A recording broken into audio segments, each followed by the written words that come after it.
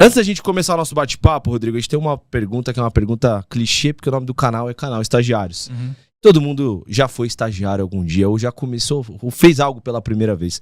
Você tem alguma história bacana de bastidor, assim, que você pode contar da época que você foi estagiário? Todo mundo tem, e sempre sobra pro estagiário, né? Tem essa sina. Acho que dá pra falar de gafe, né? De falha. A gente, quando vem em podcast, assim, fala muito das histórias de sucesso, né? E esquece das vezes que a gente errou. E eu não sei se eu ainda era estagiário ou se eu tinha acabado de ser efetivado na máquina do esporte. Tinha um vice-presidente de marketing do Flamengo, eu não vou lembrar o nome dele, e é até bom que eu não lembre, pra não repetir a gafe. E na época eu estava aprendendo a fazer a apuração. Certo. Então eu estava incumbido de ligar para diretores de marketing, vice-presidentes de marketing, gerentes de marketing toda semana de todos os clubes. Eu tinha que ligar sem uma pauta pré-definida, era mais para bater papo, para saber, e aí, o que vocês estão fazendo? Vocês estão com alguma ação para ativação de patrocínio, para relacionamento com sócio-torcedor, etc, etc. Então, eu estava pegando o jeito de como criar essa conversa sem ter uma pauta. Uhum. E eu liguei para o vice-presidente de marketing do Flamengo e tinha uma notícia publicada naquela semana de que o Flamengo estava sem vice-presidente de futebol e estavam especulando nomes para colocar no lugar dele. E deram, um dos nomes especulados era desse vice. Aí eu comecei a conversa falando assim, pô, cara, eu vi que tá sem vice de futebol, né? O que você tá pensando em relação a isso? Aí ele respondeu alguma coisa e eu, em algum momento, eu falei uma frase muito infeliz que foi assim, pô, que a imprensa também é foda, né? Quando tem uma posição dessa, vice de futebol, pô, já começam a especular qualquer um.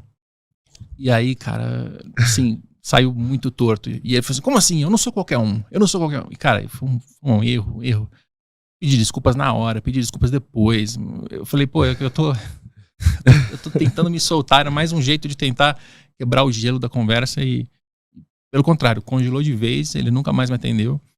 E toda vez que tinha que ligar pro Flamengo, naquele período específico, era o outro repórter da máquina que ligava, o Eduardo Lopes. Porque esse cara do Flamengo não queria mais falar comigo. Ele parou, então cortou relações. Então... Levou pro coração. Eu fiz dessa quando eu fui estagiário.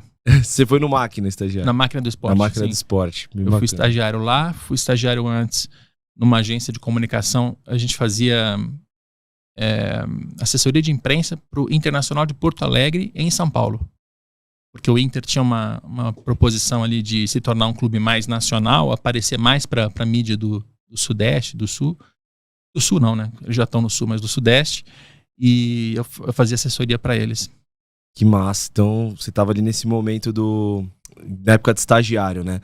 E aí, cara, eu queria entender de você, assim, se você sempre quis ser jornalista, se foi uma vontade sempre sua, ou foi um acaso, acabou acontecendo, e também a sua especialização, que foi em negócios e finanças no futebol. Sempre também teve muito a ver com você. O jornalismo foi uma escolha, assim, de resta um. Então... eu fui escolher a minha faculdade e, cara, eu não queria fazer biológicas, não queria fazer exatas. Ok, nas humanas o que é que tem? E aí, comunicação é interessante, é legal. Eu gosto de ler, gosto de escrever, acho que vai bater.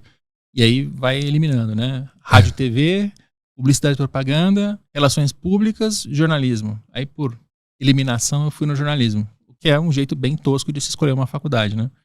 Mas foi como eu escolhi. E logo que cheguei, aí sim, cara, eu vi que era o que eu queria fazer. Tinha alguns professores na época que o jeito que eles falavam, tanto a oratória quanto saber de fatos do mundo todo, da política, da economia, e elaborar ideias e defender aquilo, eu fiquei muito fascinado pela profissão ali. Primeiro semestre, segundo semestre. E aí não mudei mais de ideia. E o marketing esportivo, os negócios do esporte, foi porque eu consegui um estágio na máquina. Eu estava nessa assessoria de imprensa, como eu falei, já tinha alguma relação com futebol, mas assessoria de imprensa não é algo que eu quero fazer, não queria e eu acho que não vou querer nunca fazer.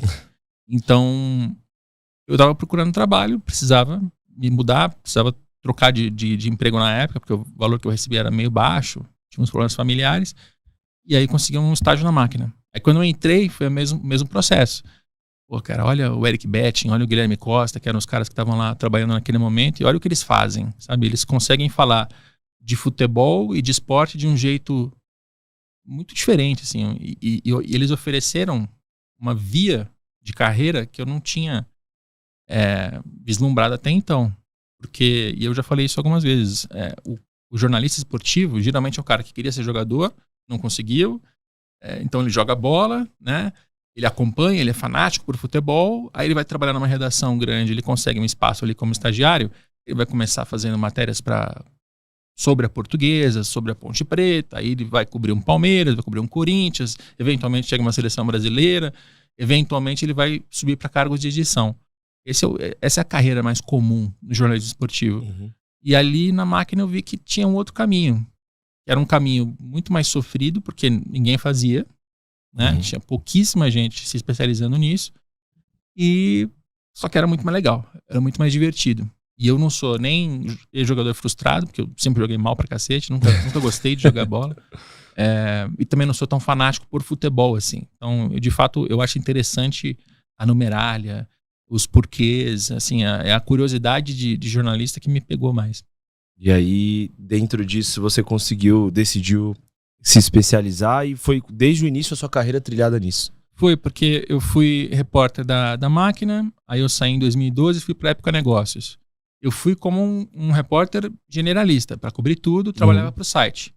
Mas eu aproveitava no tempo a mais que eu ficava e eu ia tentando encaixar o futebol e aquilo ia funcionando, porque qualquer matéria que a gente fazia de futebol, ela dava mais audiência do que as outras, né? Tinha chamadas na Globo.com, que era uma coisa que a revista precisava muito.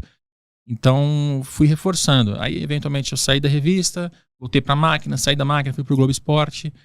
Em algum momento, o Sport TV se interessou em ter as participações. Então, eu fui indo de casa em casa, mas sempre na mesma trilha, né? Sempre no mesmo caminho de se especializar como jornalista especializado em negócios do esporte, que é assim que eu me denomino. Sim.